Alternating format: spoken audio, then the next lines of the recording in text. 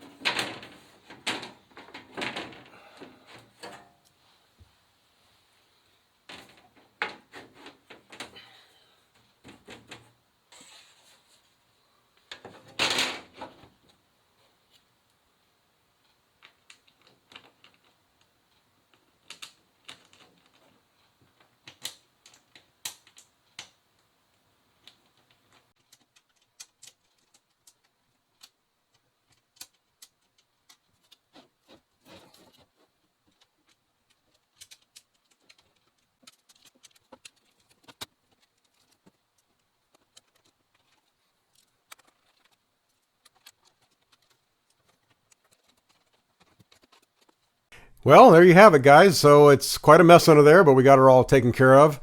So that's an Epilogue 36 with a 36 by 24 inch bed and the 60 watt RF source.